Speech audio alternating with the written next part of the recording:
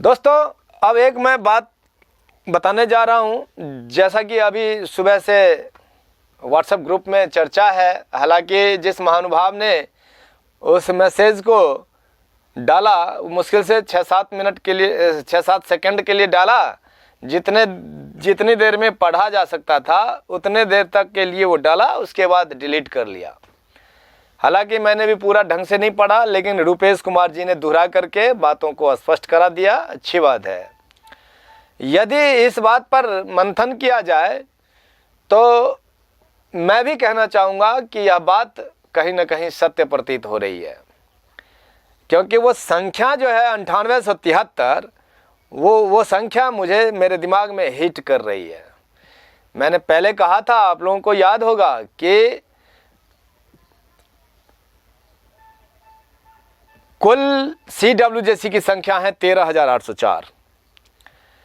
तो संख्या आप लोगों को अवगत ही है, लेकिन 13,804 में ये भी मैंने कहा था कि उसमें ऐसी संख्या छटेगी जिन्होंने काम नहीं किया और सीधे CWJC में शामिल हो गए, उनकी संख्या घट जाएगी। उनकी संख्या घट करके मैंने अंदाज़ा लगाया था लगभग 10,000 की संख्या बरकरार रहेगी CWJC में। लेकिन ये भी जो नीरज जी ने आज वायरल किया है उसमें 9873 की चर्चा है। तो ये 9873 मेरे दिमाग में हिट कर रही है कि हो ना हो ये संख्या, इस संख्या मतलब इतने संख्या की सूची जरूर अपलोड होनी है।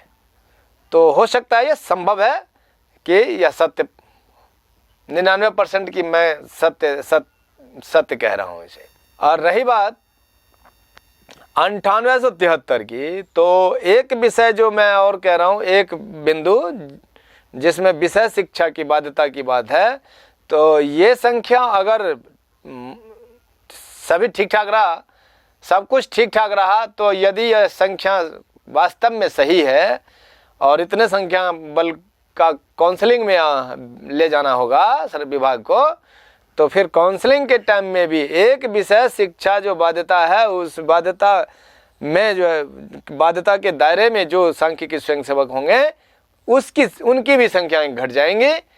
तो लगभग अंदाजा है कि उनकी भी संख्याएं 3-3.5 हज़ार और घटेंगी। यह संभव है, क्योंकि विषय शिक्षा की बाध्यता अवश्य है, उस बाध्यता की सीमा को लांघा नहीं जा सकता है। इसीलिए मैं कल भी कहा था, मैंने 3 नियमों के दायरे में रहने वाले सभी छटनीग्रस्त अधिकृत सांख्यिकी स्वयंसेवक साथीगण चिंता न करें, वो निश्चिंत रहें, उनकी नौकरी होगी तो होगी। ये बात जरूर है कि संख्या का मैंने सत्यापन किया है, जो संख्या संभवतः उचित प्रतीत हो रही है 9873 की संख्या। लेकिन इस बात का मैं समर्थन मैं नहीं कर सकता कि 8 विभागों में सांख्यिकी स्वयंसेवकों का पद समायोजन का काम हो रहा है।